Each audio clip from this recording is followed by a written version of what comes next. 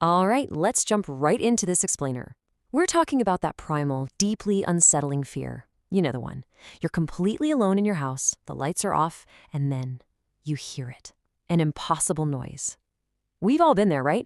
Lying in bed, the house is pitch black, and suddenly a floorboard creaks. 9 times out of 10, it's just the house settling. But what happens when the evidence points to something else entirely? Seriously, what actually happens when you realize you are not alone? Today, we're going to break down 3 distinct case files sourced from first-hand accounts of compromised home security. We'll trace the exact timelines, the auditory clues, and honestly, the sheer psychological terror of each intrusion. Together, we're going to map out exactly how that warm, cozy illusion of safety can just shatter in a matter of minutes. Case File 1. The Basement. So our first case file centers on a guy living completely alone in this big, empty house. It was actually left to him after a pretty tragic family history. He lost his dad at a young age. At just 18 years old, he's enjoying his independence, having friends over, living that typical teenage life. But he was also incredibly lonely. He really missed his uncle Steve. Steve was this great father figure who used to play catch with him, take him to the movies, but he'd inexplicably just stopped visiting a few months prior. And his mom, she'd always been super vague about why Uncle Steve disappeared. Now, the way this particular night escalates is just terrifying. Pay close attention to his dog Jojo, a 13-year-old Australian shepherd. Jojo actually signals the initial threat way before the narrator even hears a single sound. Around midnight, the narrator wakes up, realizes the dog isn't in bed with him, and finds Jojo just staring, intensely staring right into the pitch-black void of the open basement doorway. He tries to just brush it off and go back to sleep, but he can literally feel the mattress vibrating because the dog is growling and reacting to something down there. Finally, refusing to just lie there paralyzed by fear, our 18-year-old decides he's gonna investigate. So he creeps down those creaky basement stairs, ducking under the low ceiling, peering into the dark. He calls out into the empty space, "Is someone there?" But he doesn't hear a stranger's voice. Instead, coming from the laundry room in the far back corner, he hears the weak, injured voice of his missing Uncle Steve, calling his name. Overcome by this sudden, massive wave of dread, the kid just bolts. He sprints back upstairs, barricades himself in his room, and desperately calls his mom. And here is where the absolute gut punch drops. He finally gets his mom on the phone, right? He's whisper screaming that Uncle Steve is hurt down in the basement. There's this long pause, and then his mom drops a horrific twist. Uncle Steve had secretly died of cancer years ago. She had hidden the truth just to spare him more grief. So think about that. That's a terrifying manipulation of familiar comfort. Whatever was down in that basement, mimicking his dead uncle's voice, was a total, complete unknown. The cops were called, they scoured every single crevice of that laundry room, and they found it completely empty.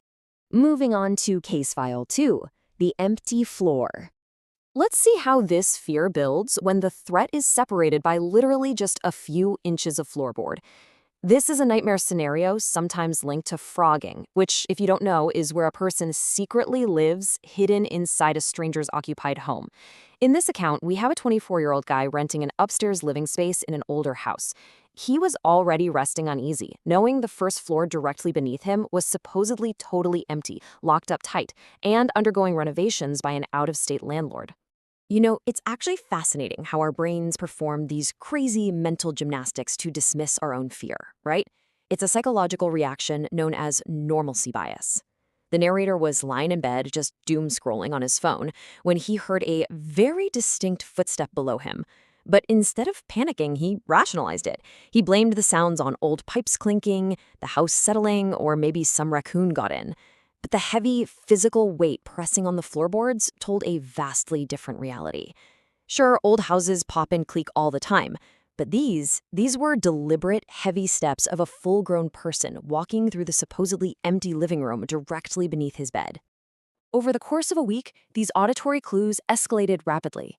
It started with those heavy footsteps, but then it evolved to the sound of downstairs kitchen cabinets shutting, and eventually a solid physical thud against a wall.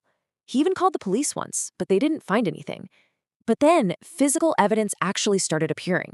A door he specifically remembered closing was suddenly opened by an inch. Strange, stale cigarette smoke kept lingering right outside his window. The whole thing culminated in this absolutely paralyzing moment, where the narrator, lying frozen in his bed, heard someone standing completely still directly below him, followed by 3 deliberate, light taps against the underside of his floorboards. Yeah, no surprise he fled the house instantly. The next day, he came back in the broad daylight with a friend to inspect the supposedly empty downstairs. His friend crouched down by the kitchen cabinets and just goes, "What is that?" Tucked deep into the toe kick was a fresh, used cigarette butt. Now, the landlord did later confirm that a back window could easily be forced open. But the final straw? When the narrator went back one last time just to pack up his bags, he heard the unmistakable, clear sound of a human cough rising up from the hallway below. He literally ran out the door, left half his belongings behind, and never looked back. All right. Case File 3. Alexa, play. Our final case file shifts from hidden squatters to a deeply terrifying technological manipulation involving a home invader. We've got Chris, a 22-year-old living in the upstairs of a mother-daughter suite. He was completely alone for the week because his older brother, Tom, who usually lived in the downstairs portion, was thousands of miles away on a trip to Mexico. Watch how what seems like a simple technological glitch morphs into absolute, undeniable proof of a physical intruder. So first, Chris wakes up in the middle of the night to his kitchen Amazon Alexa randomly blasting this really loud, dark instrumental song. Super annoyed, he just yells at it to stop. He drifts back off, but then the device speaks up again, doing that "I didn't understand that" thing. Fed up, Chris marches out to the kitchen and physically unplugs the device from the wall socket. Problem solved, right? Well, the real horror hits a few hours later. He wakes up to the exact same music blasting again. He walks out, and to his absolute shock, the Alexa is plugged back into the wall socket. That right there proved someone else was physically standing in his kitchen while he slept. So now, Chris is fully barricaded in his bedroom. He's got a chair jammed under the lock's doorknob, checking his phone just to make absolutely sure his brother's location still shows he's in Mexico. It does. Then, he experiences a moment of just absolute pure dread. Right through the bedroom door, he hears a quiet but perfectly clear human whisper out in his living room commanding Alexa, play, immediately followed by the deafening blast of that dark music starting up all over again. He immediately calls 911, literally screaming at the operator, shouting through the door for whoever is out there to get the hell out. The police arrived just minutes later, and while they searched the house and found it completely empty of any intruder, they discovered one incredibly chilling detail.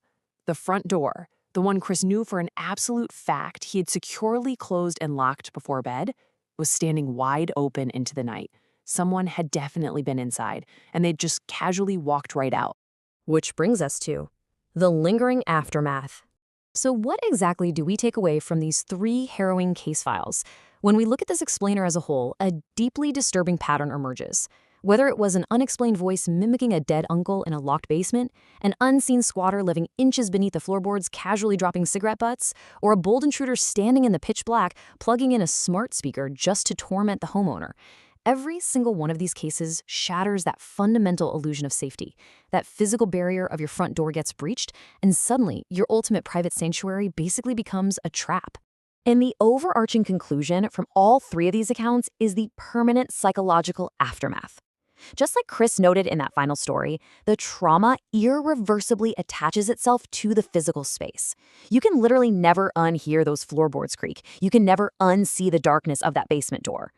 Ultimately, this heavy psychological weight forced every single one of these individuals or their families to completely abandon their homes. The spaces themselves were just forever tainted. It really leaves us with a terrifying question to ponder tonight when we turn off the lights.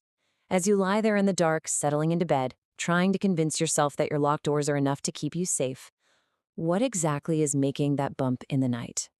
Thank you so much for joining me for this explainer. Keep your doors locked, and I'll catch you next time.